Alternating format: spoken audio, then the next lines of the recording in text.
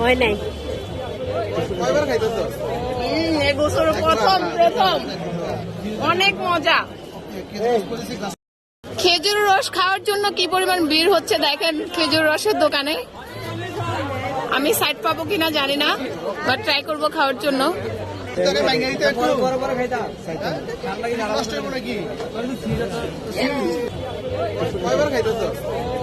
এবছর প্রথম অনেক মজা।